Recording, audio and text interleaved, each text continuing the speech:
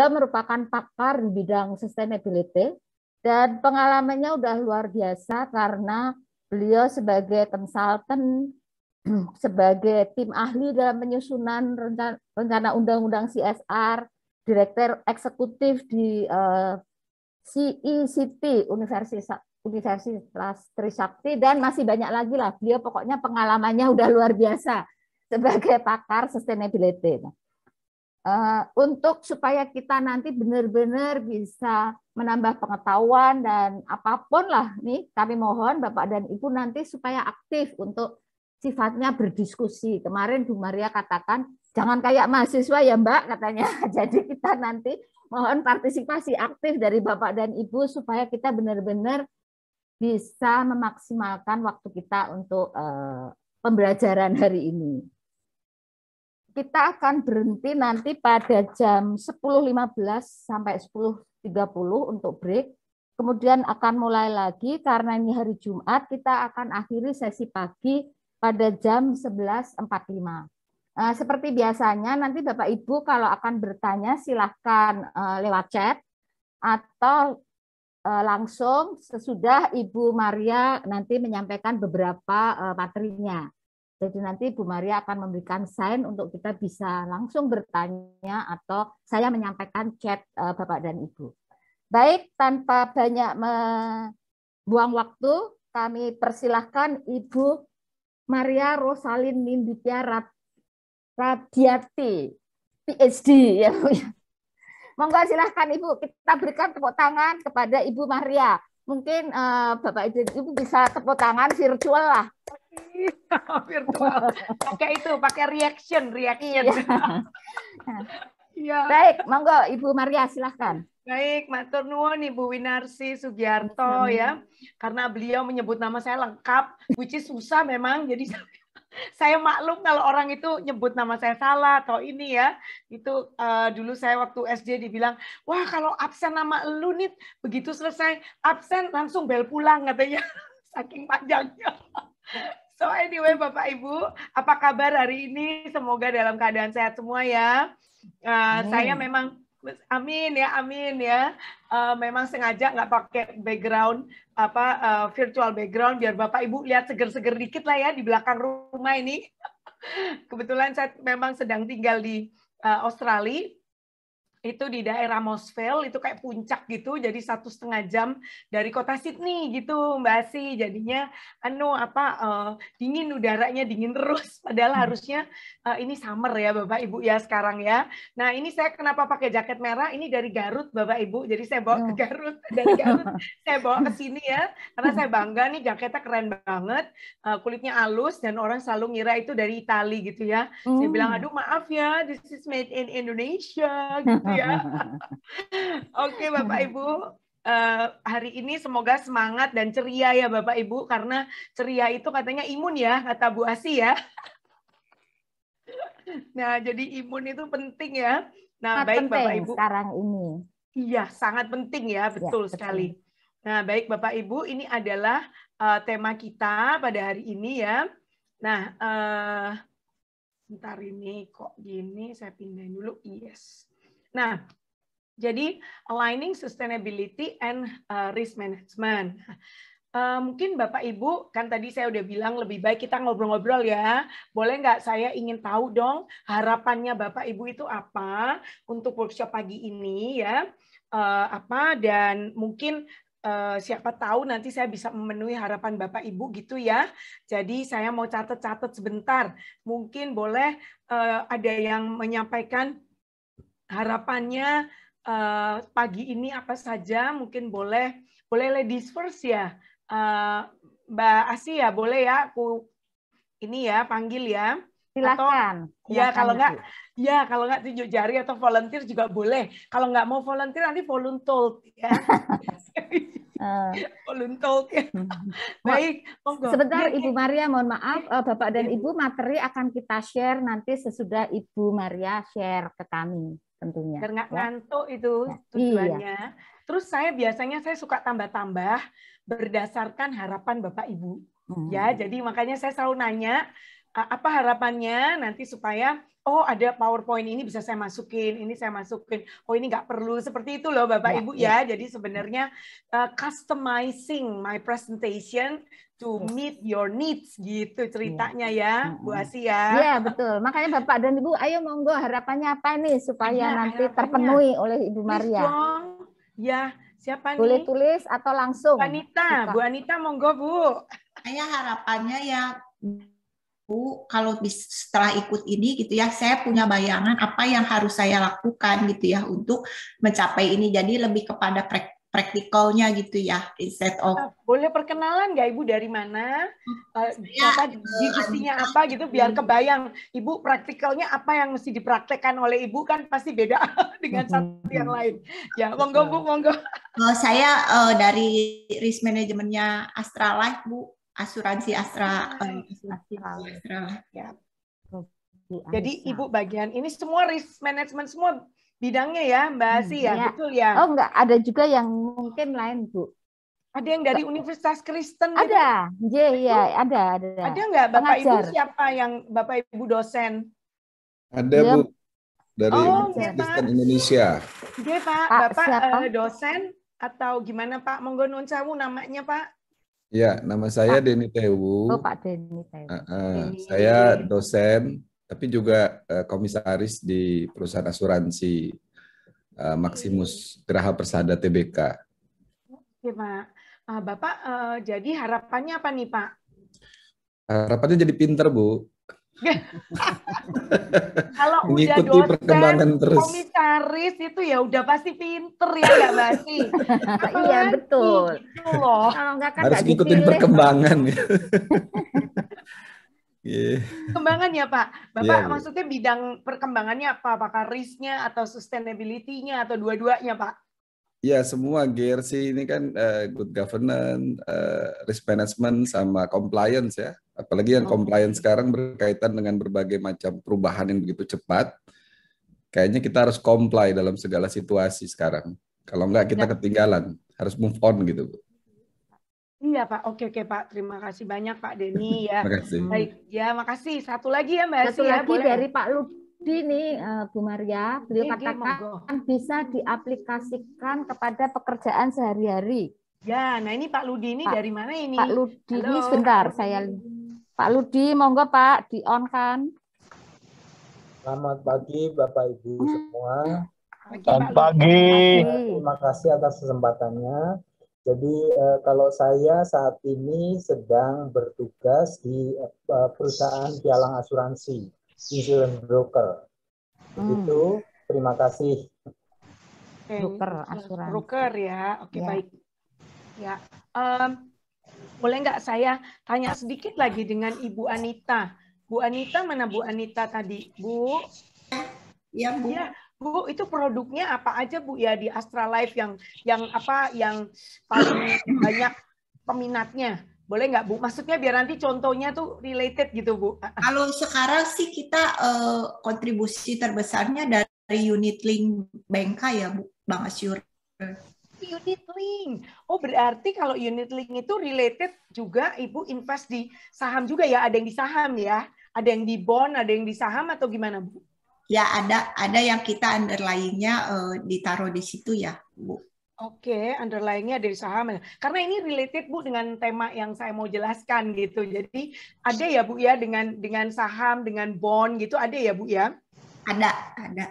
Oke. Ya itu tergantung tim investmentnya kita ya. Cuman kalau betul. sih lebih yang tidak yang volatility-nya tinggi gitu ya. Betul. Jadi karena kita memang tidak kepada investasi ya, sebetulnya itu sampingan dari asuransi gitu kan, tapi lebih kepada proteksinya sih. Oh gitu. Soalnya kan produknya juga ada yang besar di proteksi, kecil di investasi, ada yang besar di investasi, kecil di. Iya. Saya soalnya ikut waktu itu asuransi life insurance itu lebih besar yang di investasi, Bu. Nah, ya, untuk proteksinya kayak asuransi lain gitu loh ceritanya. Ya ada sih, itu tergantung ada yang gitu ya, Bu ya. Ya. Siap. Ya, makasih Bu Anita. Ya, baik ya. Baik Bapak Ibu, mungkin sambil jalan ya Mbak Asi, sekarang kita boleh mulai ya. Bu. Oke, ya. Baik, Bapak Ibu, ini tadi sedikit sudah dijelaskan mengenai saya. Nah, saya sekarang mau bicara dulu tentang pemetaan ya. Sustainability itu apa saja ya.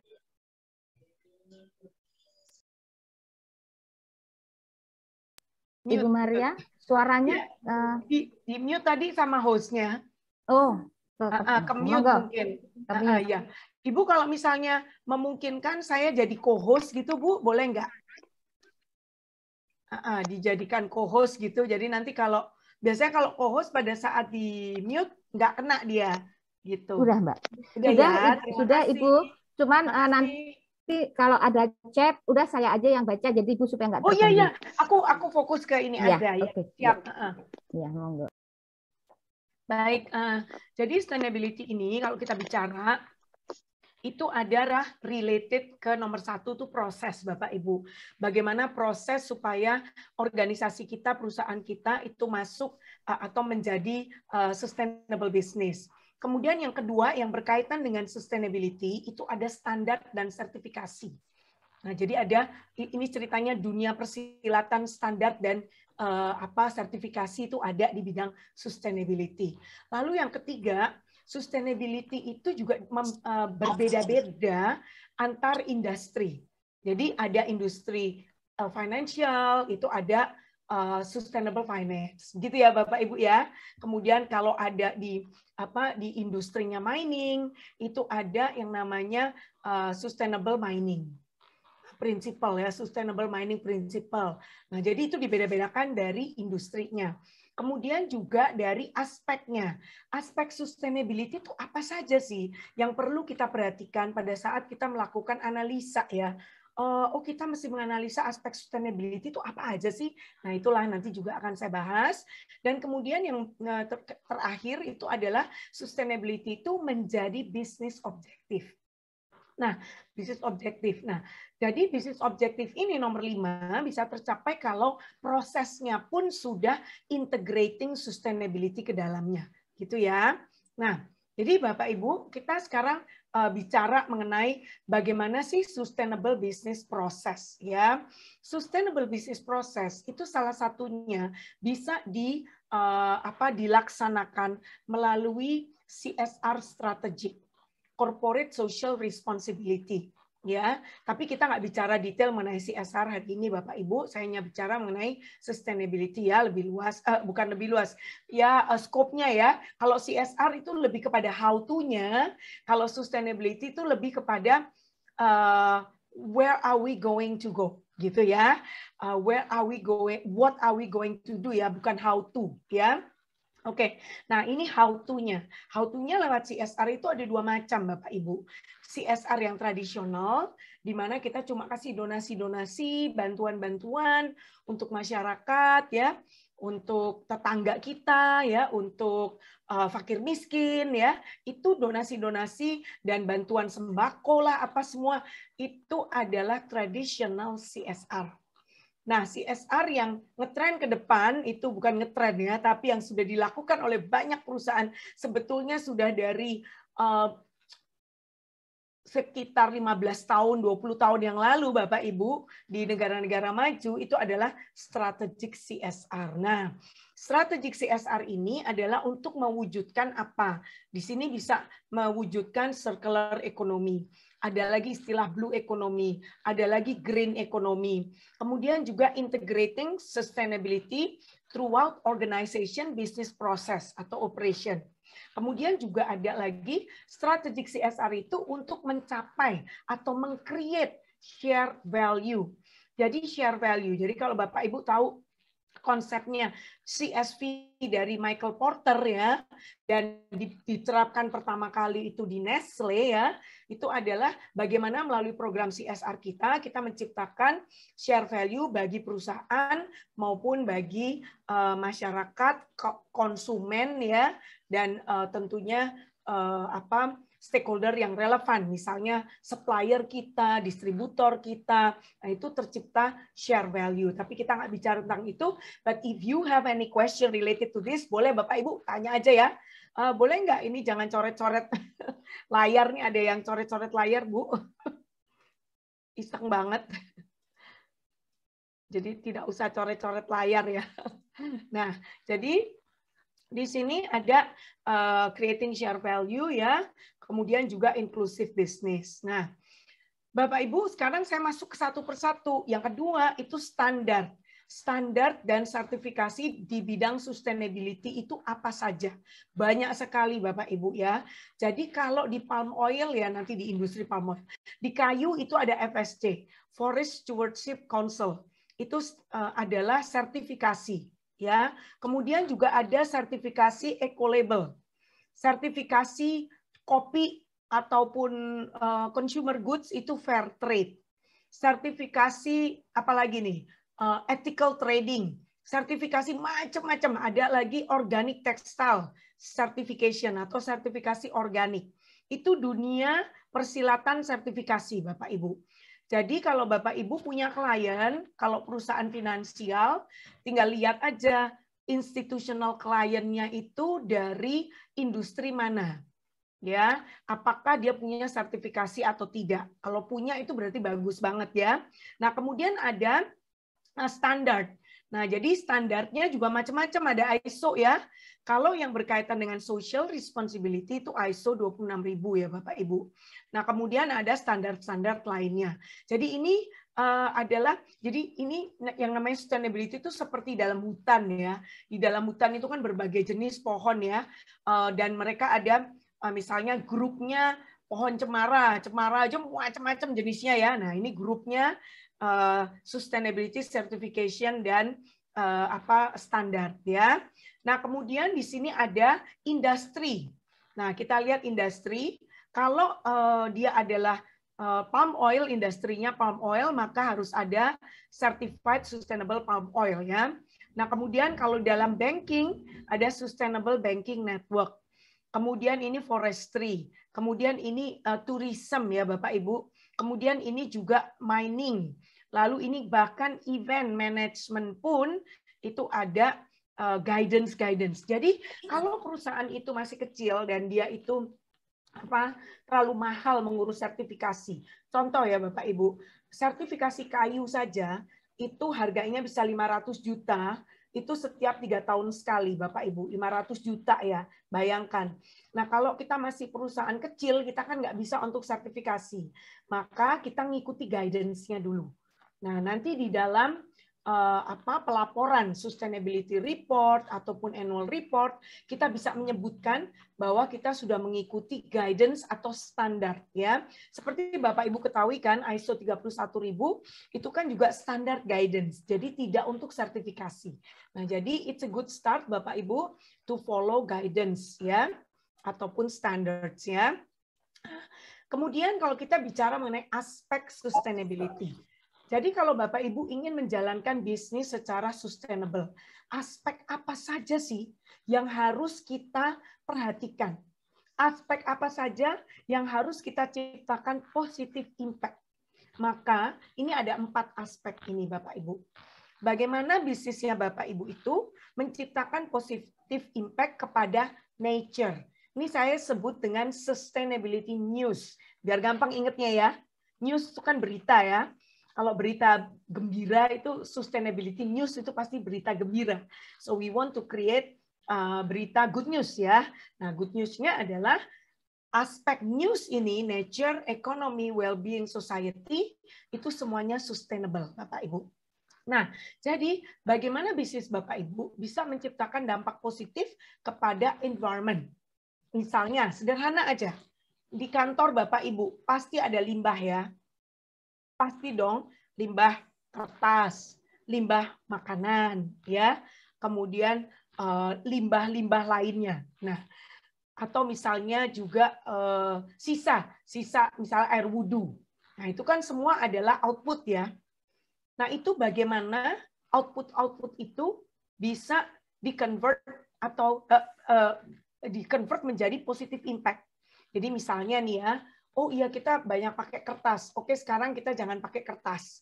Kita kurangi pemakaian kertas. Kita itu yang sederhana loh ya, nih Bapak Ibu dari sederhana. Jadi kita reuse aja, reuse. Jadi pakai kertas bolak-balik. Kemudian kalau ngetik report, ngetik apa, 1 spasi aja misalnya. Kalau memang harus di print out 1 spasi aja misalnya. Nah, kemudian Bapak Ibu, misalnya kita semua harus pakai tumbler. Ya, perusahaan kan bagus juga kalau ada tumbler, ada brandingnya, ada logonya, terus dibawa kemana-mana, apalagi tumblernya yang keren ya, jangan yang murah-murahan, yang jelek gitu ya Bapak Ibu, jadi nggak bangga orang pakai ya. Itu kan kalau tumblernya bagus, orang bangga pakainya, jadi ya karyawan kita kalau kemana-mana bawa tumbler kita. Nah, itu menunjukkan apa?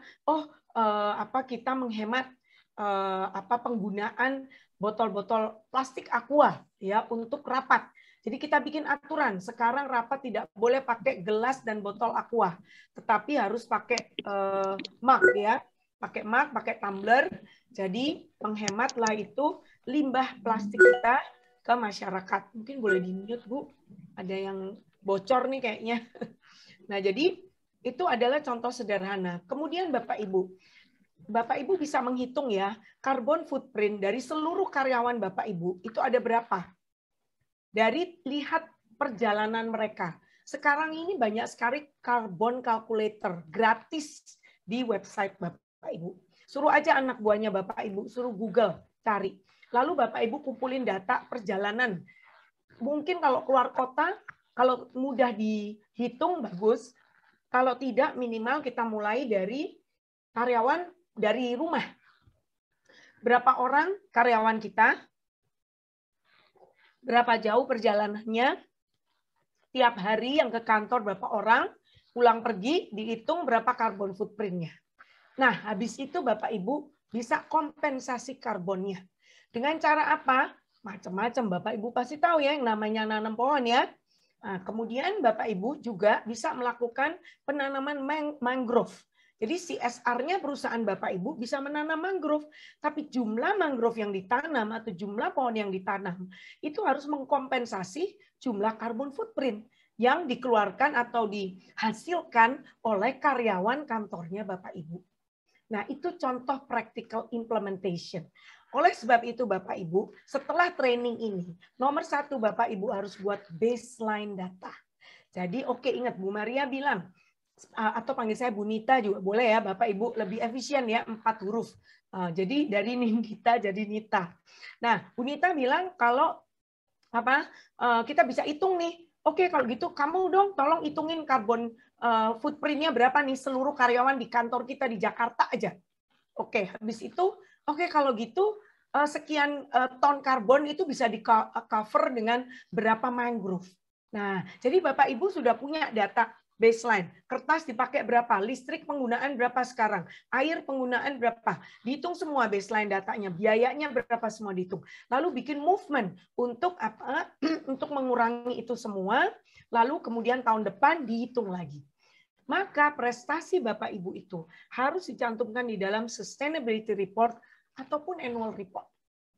Jadi nggak harus, misalnya perusahaan belum bisa buat sustainability report, ya nggak apa-apa annual report. Atau macam-macam report Bapak Ibu. Ada lagi namanya impact report. Suruh aja anak buah Bapak Ibu, Google. Bapak Ibu ya sekarang kalau mau pintar tuh gampang, Google aja. Pelajari semua, siapkan waktu untuk mempelajari apa yang ingin kita pelajari, kita pakai kata kunci. Itu aja Bapak Ibu, itu banyak sekali resources. Itulah bersyukurnya era sekarang ya. Zaman saya dulu masih kuliah ngambil S2 ya, belum S3 sih udah bagus ya waktu S2 ya. Itu tuh nggak ada kan Google apa segala macam, mesti ke perpustakaan di BI, ke perpustakaan di UI ya, diadu setengah mati ya. Memang S2 saya di UI, jadi mesti saya ke perpustakaannya di Depok sana gitu ya. So anyway, Bapak Ibu, jadi itu adalah practical implementation untuk contributing to positive impact to the nature ya. Nah, kemudian tuh ekonomi ya, Bapak Ibu udah jago lah ya. Ngitung duit ya, gimana caranya secara ekonomi. Tapi menariknya sekarang Bapak Ibu, bagaimana Ibu bisa linking. Nah ini tadi, unit link, itu berarti ekonomi ya, dengan aspek sustainability. Nah Bapak Ibu, kalau kita lihat news, 3 aspek selain ekonomi, itu adalah non-financial factors, non-financial aspek. Benar nggak Bapak Ibu? Jadi yang Bapak Ibu mau pelajari sekarang adalah bagaimana Bapak Ibu mengkaitkan non-financial aspek itu ke dalam strategi bisnis Bapak Ibu. Ke dalam produk-produknya Bapak Ibu. Gimana nih supaya ekonominya ini, produk-produk kita, di-link-kan dengan non-financial aspek. Jadi tentu Bapak Ibu kalau financial institution ya harus compliance. Nah, tadi Pak Diani kan bilang compliance. Compliance-nya dengan apa ya? Tentu dengan OJK ya. Itu ada yang namanya sustainable finance. Nah, itu semua adalah aspek ini Bapak Ibu. Nah, kemudian society. Bagaimana society kita itu bisa juga sehat? Bagaimana mereka itu bisa juga tahan ya terhadap kondisi climate change. Nah, Bapak Ibu, kalau kita bicara sustainability sekarang, itu tidak bisa tidak mau kita harus memikirkan mengenai climate change. Karena climate change itu sudah terjadi dan dampaknya sudah terjadi dan akan lebih parah ke depannya. Oleh sebab itu Bapak Ibu, disinilah risk itu masuk. Bagaimana produk-produk insurance, produk-produknya Bapak Ibu termasuk di sini ada Wika ya, saya lihat itu Wijaya Karya.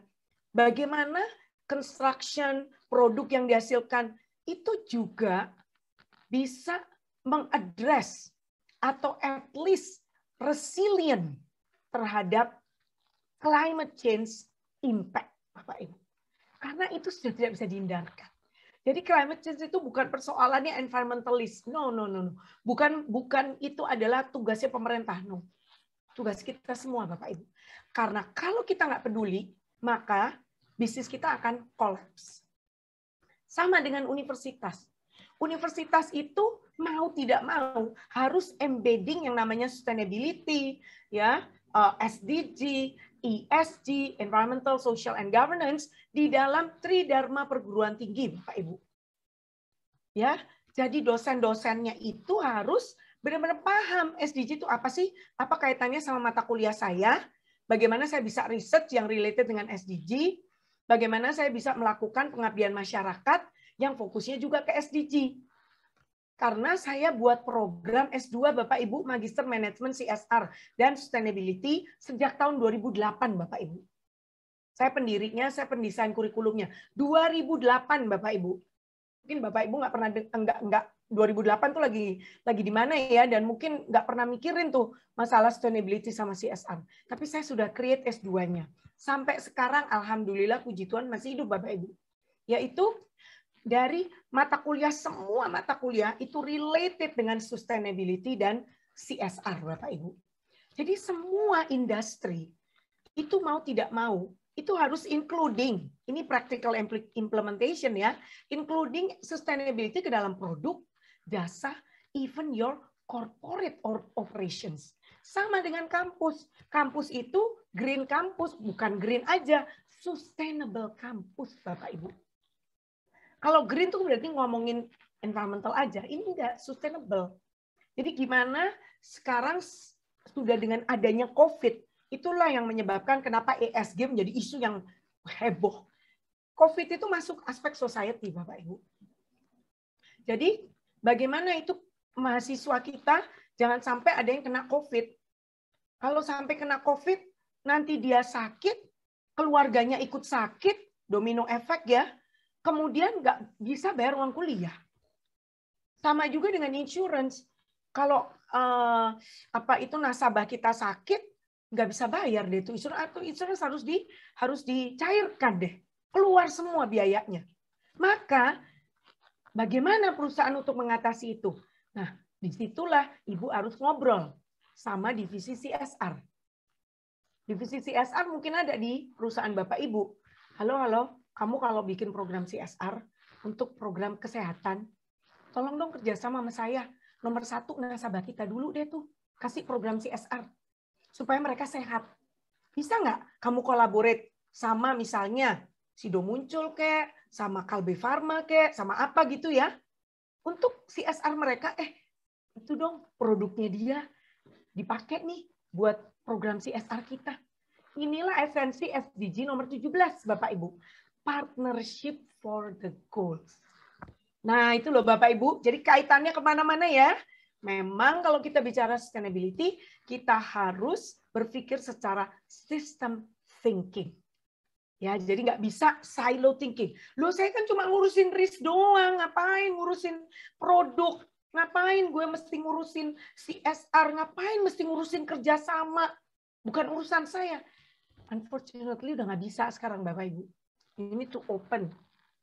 Your boundaries open. Ya, itu society. Lalu well-being. Well-being itu lebih mengenai... Halo? Bu Anita, Bu Asi, silakan Bu Asi, kayaknya ada mau nanya tuh. Ada yang mau nanya? Ibu? Ya, saya nanya Bu, tadi yang mengenai society gitu ya, saya masih agak bingung membedakannya dengan yang nature ataupun yang ekonomi gitu. Jadi bedanya apakah yang society itu, apakah yang harus perusahaan lakukan untuk mengurangi, kayak tadi kan contohnya pandemi gitu ya, efek dari si COVID ini, atau bagaimana ya Bu? Maksudnya membedakan kalau dengan tadi yang nature kan kita lebih ke bagaimana supaya si alamnya itu misalnya tetap hijau dan lain-lain gitu ya. Nah, yang ke society-nya ini penekanannya bedanya dengan yang nature itu apakah jadi kalau setelah kejadian gitu Bu atau bagaimana ya? Oke, jadi Bu, society itu bisa dua hal. Kan Bapak Ibu bidangnya risk ya. Kalau risk itu kan belum terjadi kan ya Bapak Ibu ya. Benar kan? Jadi itu proactive approach, ya kan? Nah, jadi Ibu sekarang udah tahu nih yang sudah menjadi isu bukan lagi menjadi risk dan sudah bakal menjadi bahkan bisa menjadi disaster. Itu adalah COVID kan. Benar nggak Bapak Ibu? Nah, jadi Bapak Ibu sudah, Ibu Anita kan udah tahu dampak dari COVID itu apa saja gitu kan. Nah, maka Ibu bagaimana prevent itu supaya jangan ke depan terjadi lagi. Nah, kalau kita bicara society, Bu Anita, tidak hanya society di luar perusahaan, tetapi society di dalam perusahaan. Siapa society dalam perusahaan kita? Adalah karyawan kita. Gitu, Bu Anita. Jadi gimana nomor satu, karyawan kita itu tidak terkena dampak, maksudnya nanti kalau terjadi lagi ya, itu dampaknya itu bisa kita kurangi. Begitu kan, Bu? Nah, ya. Jadi seperti itu, Bu Anita. Udah jelas ya, Bu ya? Jadi ke karyawan, Bu. Nomor satu ke karyawan, baru nanti ke masyarakat. Ya. Jadi Bapak Ibu, nomor satu kita harus peduli sama ring satu kita dulu, yaitu karyawan kita dulu. Nomor satu itu. Karyawan sama keluarganya. Sekarang kan nggak mungkin dong kalau keluarganya nggak diikutin. Benar nggak, Bu Anita? Salah satu keluarganya sakit, sekeluarga sakit deh tuh. Ya nggak? Akhirnya perusahaan bisa kena. Nah, kalau itu pimpinan gimana? Apalagi punya komorbid. Misalnya dia meninggal jadinya. Mati deh. Padahal beliau itu punya network banyak. Orangnya visioner. Waduh, bisa kolaps. Sementara nih perusahaan. Bagaimana nih bisnis continuity-nya? Kan seperti itu ya. Jadi bagaimana kita bisa mempertahankan bisnis kita itu tetap continue gitu kan kalau ada kejadian. Jadi itu Bu Anita contohnya ya yang society ya Bu. Ya, berarti Bu boleh tanya lagi ya Bu. Boleh. Jadi misalnya kayak di tempatnya kami gitu ya, itu kan bekerja sama dengan departemen lain gitu ya, ada kayak memberikan dari HR memberikan kayak sharing session bagaimana pola hidup sehat gitu. Itu masuk gitu ya Bu ya? Masuk Bu Anita. Betul sekali. Ya, jadi memang harus begitu Bu. Jadi semua harus saling sharing gitu ya. Itu part of bisa knowledge management juga ya. Jadi kita jadi tahu apa yang terjadi di lapangan. Kita juga perlu tahu apa yang terjadi dengan selera konsumen misalnya. Selera itu kan mungkin karena resiko itu ya Bu Anita ya kalau kaitannya dengan insurance ya. Jadi mungkin dia akan memilih sekarang mungkin insurance untuk pendidikan lebih banyak kali peminatnya misalnya ya. Karena kalau misalnya amit-amit ada anaknya ada bapaknya sakit, salah satu-satunya breadwinner di dalam keluarga adalah bapak, wah bisa kolaps seluruh ini kan anak nggak bisa sekolah, maka misalnya jadi asuransi pendidikan akan banyak peminatnya. Atau kebalikan Bu Anita, kalau justru sekarang konsumen itu nggak sadar mengenai itu, mereka masih insuransinya tuh gempa, banjir ya, bikin aja. Jelasin bahwa you perlu loh yang namanya asuransi pendidikan misalnya. Jadi kita itu bisa istilahnya jeli melihat dari based on resiko, risk identification kita in the future itu akan terjadi apa, maka kita create produknya sekarang. Kalau produknya udah ada, kita boosting supaya banyak yang beli. Karena apa Bapak Ibu? Customer don't know what they need. We need to tell them what they need. Itulah posisi kita. Sama itu saya terapkan di Sustainability, CSR. Mungkin Bapak Ibu, disitulah saya mengeducate market Bapak Ibu. Jadi apa yang saya sampaikan ini saya udah pernah lakukan, bukan teori ya, tapi practical implementation saya. Jadi saya educate bahwa CSR itu perlu, bahwa sustainability itu perlu. Akhirnya banyak orang ikut. Nah sekarang semenjak ada COVID, itu blessing in disguise Bapak Ibu. Karena bisa jadi online kuliahnya. Dulu nggak bisa online, jadi yang dari luar kota mau sekolah susah. Sekarang senang mereka. Jadi alhamdulillah murid kita malah jadi banyak Bapak Ibu. Karena memang isu ini ke depannya memang dibutuhkan. Tapi itu sudah berapa belas tahun, dari 2008 saya launching tuh. 2008 ya, jadi hampir 14 tahun ya Bapak Ibu ya. Nah itu, jadi Bapak Ibu, dari sekarang kita harus bisa melihat banyak sekali buku-buku leading from the future as it emerges ya. Kita leading dari future. Jadi kita itu leading bisnis kita itu harus lihat future itu trennya kemana. Nah jadi Bapak Ibu ini kan udah kayak ini, kayak bukan fortune teller, apa Bu namanya Bu Asih? Peramal. Ya. Peramal ya, peramal ya betul. Nah, jadi itu kan adalah bagaimana kita meramalkan ke depannya itu apa aja sih yang dibutuhkan kan seperti itu ya. Nah, jadi itu Bapak Ibu, kita mesti melihat ke future itu seperti apa. Saya lagi nyari PowerPoint-nya yang ada leading from the future nanti deh kalau ketemu ya. Nah, jadi seperti itu ya Bapak Ibu. Mohon izin saya lanjutin dulu ya. Nanti kita diskusi lagi ya. Ups, salah. Maaf.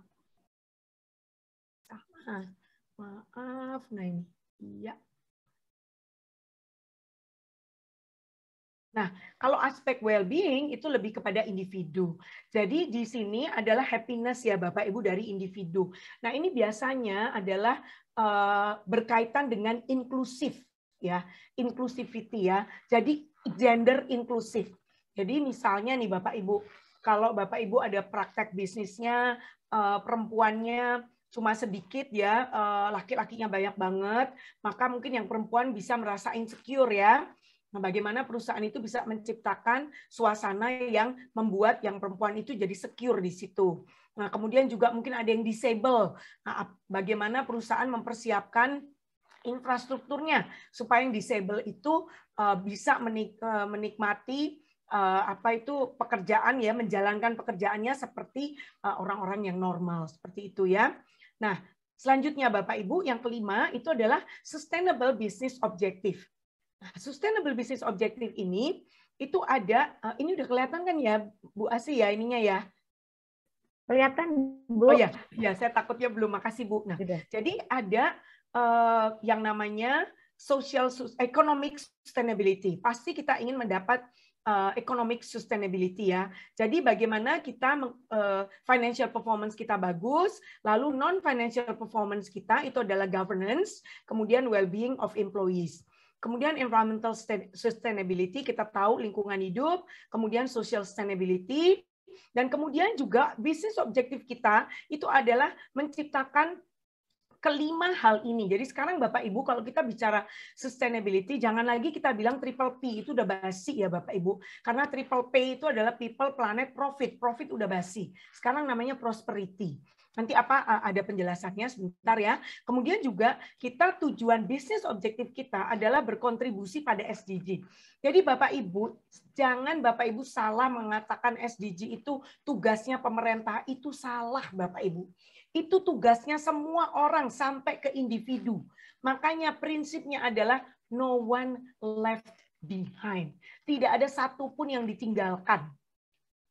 Jadi memang target dan indikatornya itu adalah target dan indikator negara, Bapak Ibu.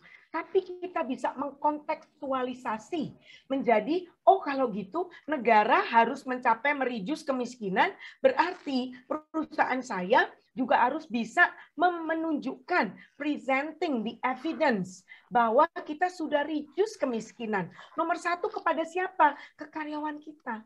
Karyawan kita nggak ada yang miskin.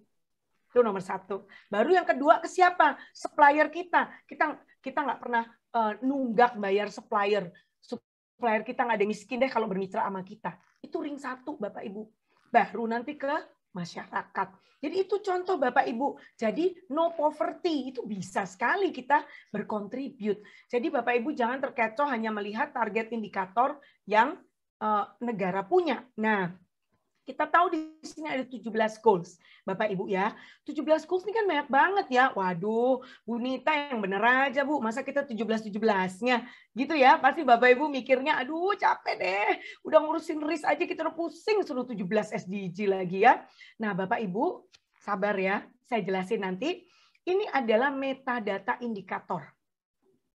Edisi 2. Jadi Bapak Ibu kalau punya tim, untuk mengukur, memprovide evidence. Berapa besar kontribusi perusahaan kita kepada SDG, atau oh kita sudah berkontribusi di target yang mana ya, indikator yang mana ya, suruh timnya Bapak Ibu buka metadata indikator yang edisi 2. Nah di sini ada 4 pilar, pilar sosial ada 5 SDG. No poverty yang 2, yang ketiga kesehatan, keempat pendidikan, kelima gender. Kemudian pilar pembangunan ekonomi ada 1, 2, 3, 4, 5 juga ya. Lalu pilar pembangunan lingkungan lebih banyak nih 1, 2, 3, 4, 5, 6 ya. Nah kemudian hukum dan tata kelola itu cuma 1 ya, SDG 16. Bapak Ibu, SDG ini udah tinggal kurang dari 8 tahun loh, kurang dari sewindu loh Bapak Ibu. Itu harus berakhir, artinya harus tercapai. Ini kesepakatan dunia. Di dunianya siapa? Ini adalah negara-negara masuk dalam Perserikatan Bangsa-Bangsa, Bapak Ibu. Bayangin dari 30 tahun udah tinggal 8 tahun, kurang dikit 7 tahun lebih. Berapa bulan nih? Udah berkurang sampai bulan Februari nih Bapak Ibu. Nah, artinya kita itu akan ketinggalan sekali kalau kita nggak paham mengenai SDG, Bapak Ibu ya. Dan ini metadata indikator 2. Itu aja edisi 2, itu mau dibikin edisi 3. Lagi on the way nih, on the way ya. Jadi edisi 3 tuh hampir jadi. Nah, boro-boro edisi 3 ya, edisi 2 aja kita masih belum paham. Indikatornya tuh sebetulnya Bapak Ibu ini sebenarnya salah ya. Sebetulnya 399. Tapi Bappenas selalu mengatakan 289. Saya rasa mungkin agak salah hitung juga ya, karena saya barusan menyelesaikan proyek dengan UNDP untuk melakukan mapping antara target indikatornya ini dengan sustainable palm oil, Bapak Ibu. Jadi saya juga ngurusin sustainable palm oil di mapping. Ada 399 indikator, 169 target. Nah, sekarang pertanyaannya, Bu, kita tuh prioritas SDG yang mana? Ini loh Bapak Ibu, ada caranya nih. Silakan Bapak Ibu lihat, saya setengah menit minum dulu.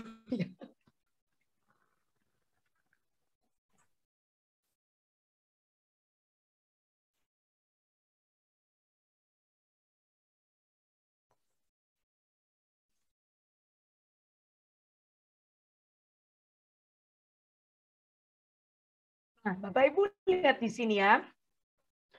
Ini kita untuk menentukan prioritas SDG perusahaan saya, maka kita harus ngelihat 2 hal, Bapak Ibu. Yaitu dampak positif dan dampak negatif dari bisnis kita.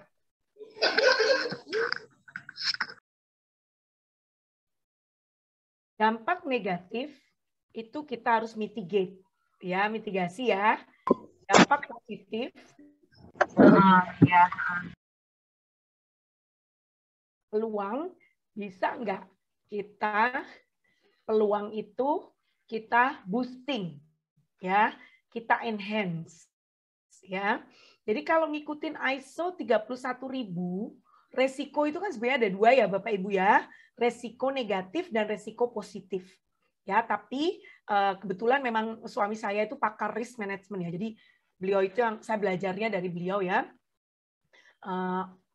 Mungkin Bapak Ibu ada yang kenal Pak Ricardo sih, kenal baik, namanya Pak Tony Simmons ya, orang Australia. Nah, jadi beliau itu guru saya yang ngajarin nih. Oh, ada dua, dan kebetulan saya ngambil Certificate for Integrated Risk Management dari Australia, Bapak Ibu ya. Jadi saya ngerti lah risk management ya. Nah, jadi sedikit-sedikit sih, nggak kayak Bapak Ibu mah pakarnya pasti.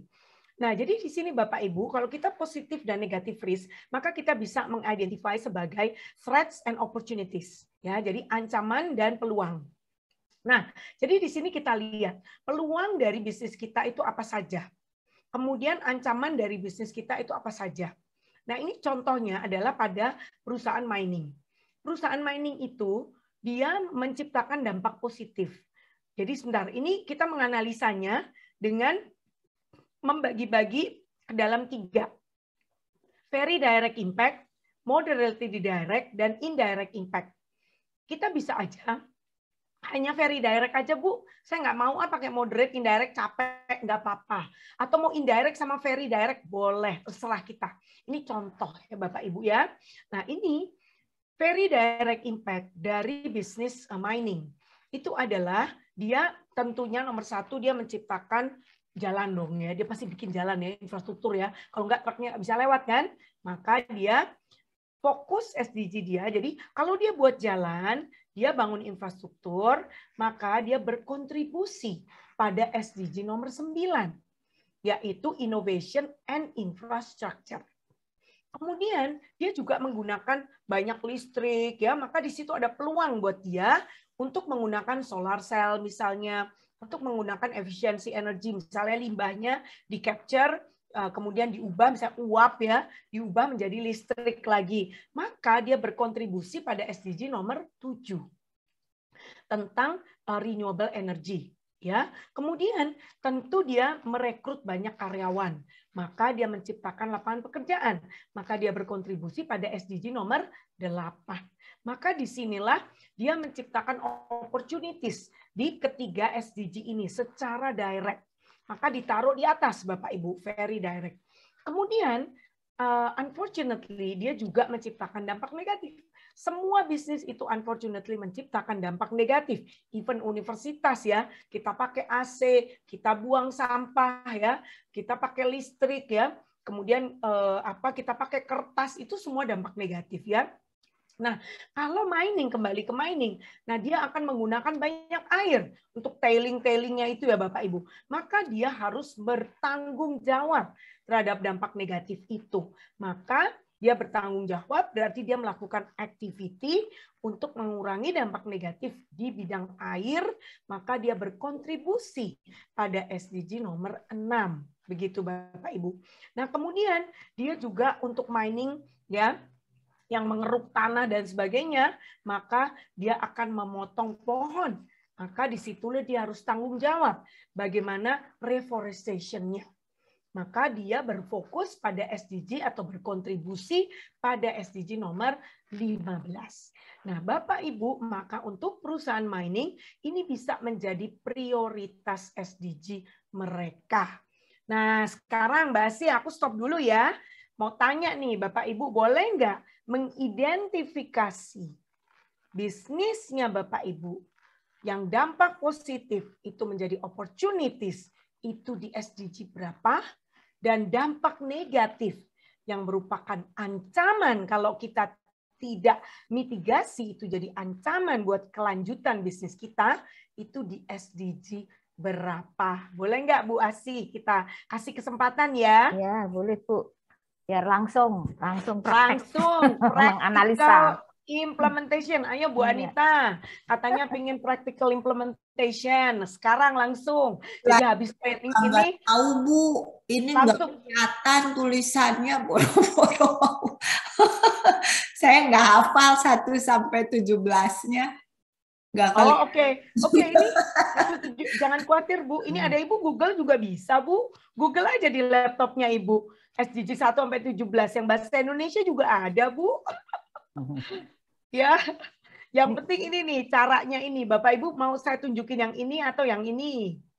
Silakan Bapak Ibu, ini bukan kelasnya Bu Anita aja ya. Yang lain boleh jawab loh.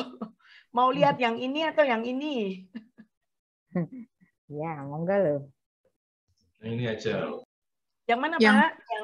yang pad yang flow tadi lebih enak kayaknya Ini. Bu dijelasin. Iya. Ya, ini aja ya, monggo silakan ya. Jadi Bapak Ibu boleh Google SDG-nya ya. Google aja, banyak banget itu.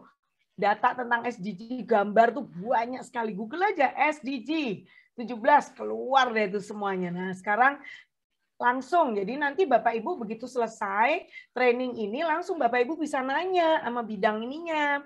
Yang buat sustainability report, kamu priority SDG-mu apa? Nah, jadi bisalah diskusi nih. Bapak Ibu yang bidang risk nih, yang tahu kan, mana yang bisa jadi ancaman, mana yang merupakan peluang, gitu kan. Tunggu ya, mungkin 5 menit ya. Bu Asi gimana Bu? Setuju? 5 menit cukup lah. Ya. Untuk Kayaknya bagian mengakses. yang satunya lebih kelihatan tulisannya.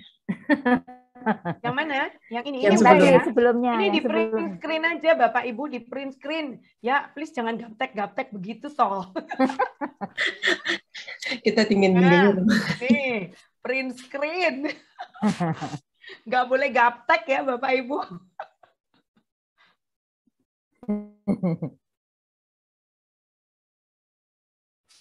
Langsung very direct aja ya Bapak Ibu, nggak usah moderately, nggak usah itu. Langsung very direct aja. Ya.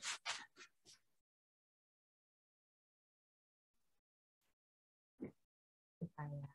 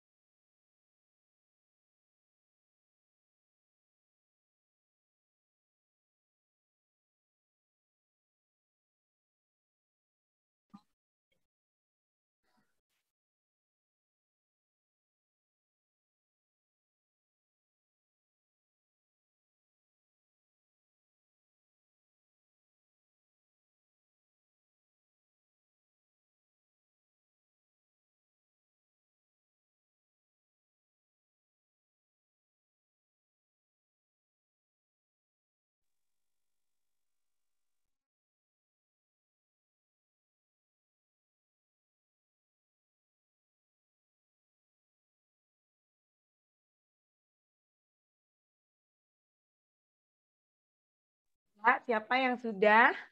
Monggo, silakan sharing. Monggo. Tadi di Waskitakarya sudah ada itu yang jawab di chat kayaknya deh. Sorry. Oh, di chat ya? Pak siapa Mana tadi nih? ya? Pak apa ya? Desain tadi? green building. Ya, green building. Ya betul sekali Pak, Ya. betul banget itu. Kalau dari apa itu Wika ya, Wika Gedung ya pasti Ya, dari Pak. Wika Gedung, Bu. Nggih Pak, betul banget itu. Oke, baik yang lain SDG-nya apa? Berarti kalau Bapak Wika Gedung SDG apa tuh Pak? Berapa tuh Pak? Itu kan opportunities ya berarti ya. SDG berapa Pak? Iya, opportunities, Bu. Nah, Ya. Sebentar kok saya lihat SDG-nya tadi.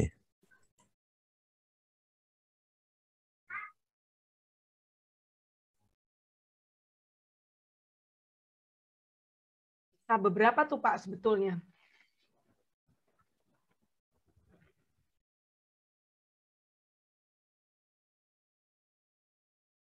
Di-mute ya Pak? Yang satu, Bu. Yang satu? Iya, lebih ke arah yang nomor 11 ini. Nomor 11, ya betul Pak, 11 betul. Sebetulnya nomor 7 juga bisa ya Pak? Nomor 7. Clean energy. Oh iya, sorry bisa clean. Bisa ya Pak ya. Nomor 9 juga Energy bisa juga, Pak. water juga. Kalau green building Ya, memang Pak? bisa. Kalau konsepnya green building memang lengkap sih Bu di sana. Ya betul Pak. Jadi ada kalau menurut saya sih 7, 9, dan 11 tuh Pak. Karena 9-nya innovation ya. Innovation and infrastructure ya. Oke, good. Thank you Pak. Yang lain silahkan. Satu lagi mungkin sebelum kita lanjut. Siapa? Pak Setio. Pak Setio ini foto atau? Oh, foto kayaknya. Ibu Sri Agung. Iya Mbak, Bu. Nggak apa-apa Mbak, juga senang kok biar awet muda ya Mbak Si. Saya Agung dari asuransi jiwa, Bu. Kalau menurut saya ya, ini ada beberapa yang terkait. Kalau untuk enhancement itu adalah yang terkait dengan nomor 9, kita perlu melakukan inovasi terkait dengan adanya perilaku mungkin di market yang berbeda gitu ya Mbak ya. Lalu yang terkait dengan mitigasi mungkin ada 2 nih Mbak. Yang nomor 3 terkait dengan itu ya, kehidupan yang sehat dan sejahtera. Ya, betul. Sampai di mana masyarakat kita itu ada memiliki awareness, apalagi dengan pandemi ini, untuk terkait dengan kesehatan, apa yang perlu kita bantu dari dunia asuransi untuk bisa memberikan literasi dan produk yang cukup kompre buat mereka gitu ya. Ini juga terkait nomor ini Mbak, nomor 1 mungkin yang terkait dengan kemiskinan ya. Ini kan juga terkait dengan bagaimana kontribusi asuransi jiwa ya, memberikan kemudahan-kemudahan misalnya produk mikro di luar literasi dan inklusi juga kepada mereka. Jadi jangan mikir yang misalnya di high network aja, tapi kita juga harus ke bawah. Misalnya seperti itu. Thank you, Bu. Itu bisa juga nomor 10, Bu. Reduce inequalities. Nah, reduce inequalities itu sebetulnya memberikan akses kepada orang-orang yang memang susah dapat akses gitu ya Bu ya.